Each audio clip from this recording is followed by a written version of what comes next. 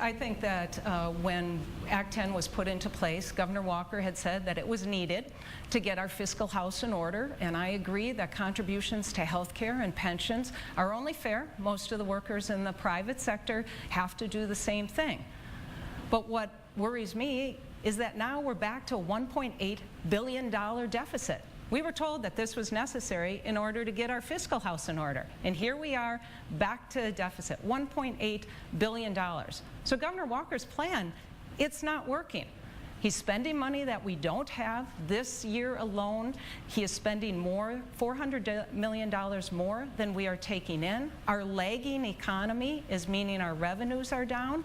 And I'm going to focus on making fiscally responsible decisions that are going to put Wisconsin in a place so that we have a growing, thriving economy.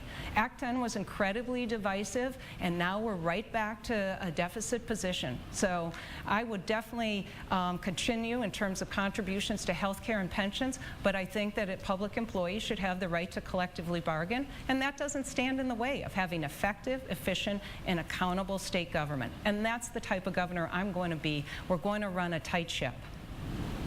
Governor Walker. Literally every day, every week as I go around the state, I run into school board members, city council members, town board chairs like I ran into yesterday who tell me thank you.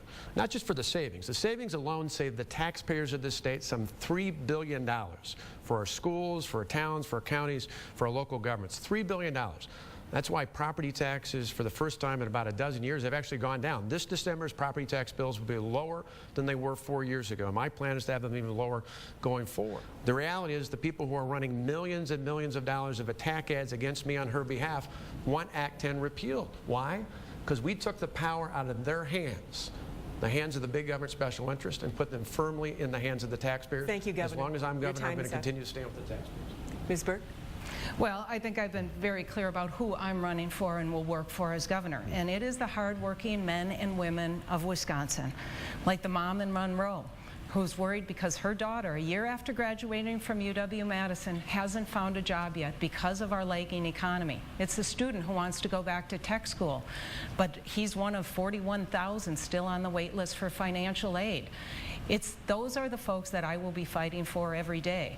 I want to make perfectly clear, though, that I do respect the right to collectively bargain to get those wages. Governor Walker. Again, the bottom line is I'm going to stand with the hardworking taxpayers of this state. That's what Act 10 was all about, $3 billion worth of savings.